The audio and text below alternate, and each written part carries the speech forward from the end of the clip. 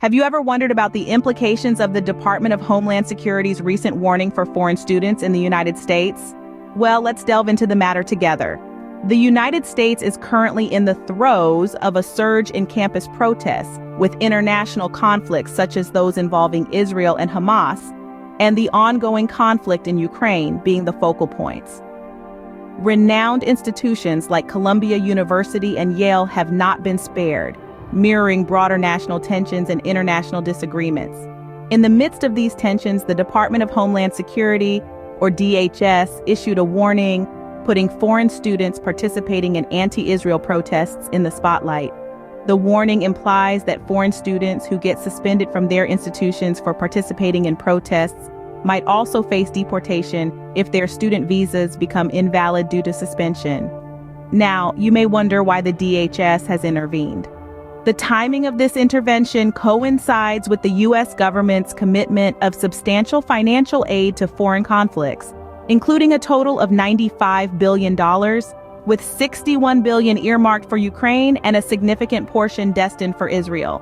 This financial commitment has led to increased domestic scrutiny and protest, particularly regarding the allocation of funds to Israel amidst its complex geopolitical conflicts with neighboring regions.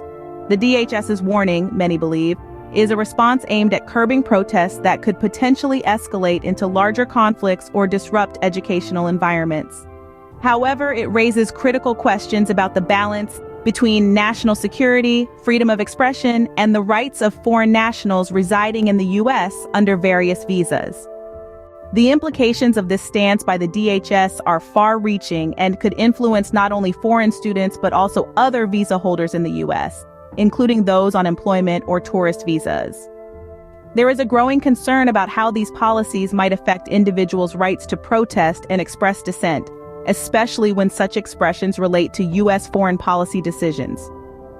Critics argue that threatening deportation or other severe penalties for participating in protests could stifle free speech and dissuade international students and other foreign visitors from expressing their views, particularly if those views are in opposition to current U.S. policies or actions. Furthermore, there are concerns about the broader implications of such a policy, whether it could extend to other forms of protest and dissent unrelated to international issues. Questions are being raised about whether similar repercussions could apply to protests about domestic issues, such as calls for higher wages or better working conditions by those on employment visas. So, as the situation unfolds, it is clear that the DHS's recent warning is more than just a simple policy update.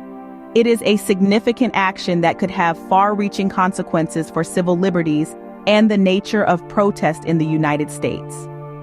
In the future, it will be crucial to keep a close eye on how these policies are implemented and the effects they have on both the foreign student population and the broader discourse around freedom of expression and civil engagement in America.